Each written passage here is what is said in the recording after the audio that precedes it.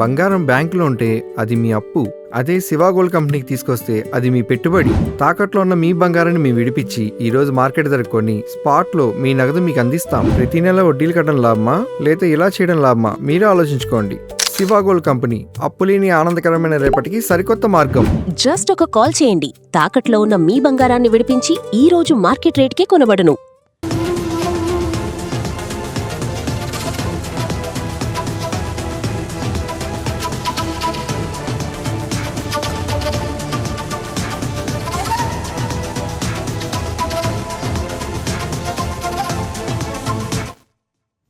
Breaking news చూస్తున్నాం. తమిళనాడు ముఖ్యమంత్రి Joseph Vijay ఆయన కేబినెట్ లో కీలక మంత్రి ఆదవ్ అర్జునకు ఇవాళ మద్రాస్ హైకోర్టులో ఎదురుదెబ్బ తగిలింది.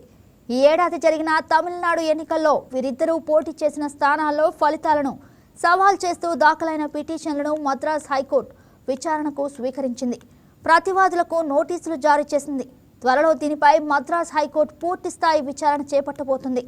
త్వరలో ఉప ఎన్నికలు జరగబోతున్న వేళ ఈ పరిణామం ఉత్కంఠ రేపుతోంది.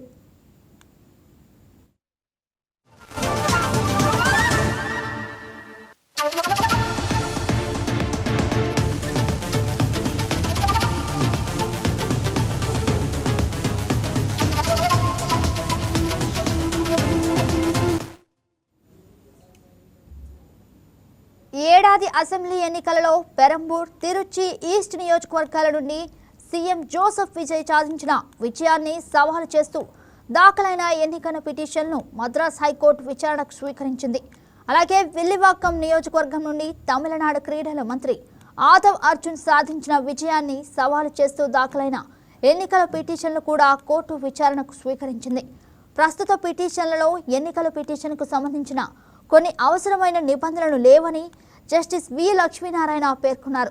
అందువల్ల పిటిషనర్లు ఫారం 25 దాఖలు చేయడం వంటి పరిపాలనాపరమైన అవసరాలను పాటించాలని కోర్టు ఆదేశించింది.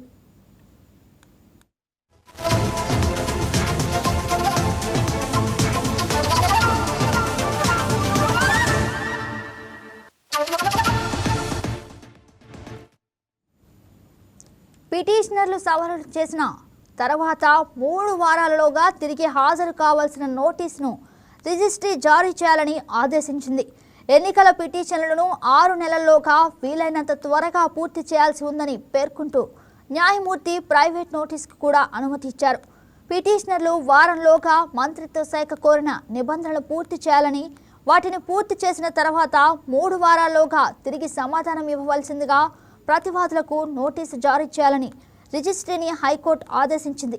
మొత్తం విచారణ 6 నెలల్లోగా పూర్తి కావాల్సి ఉన్నందున కోర్టు ద్వారా నోటీసు ఇవ్వడంతో పాటు పిటిషనర్లు ప్రైవేట్ నోటీసు తీసుకోవడానికి అనుమతి ఇస్తున్నట్లు కోర్టు పేర్కొంది.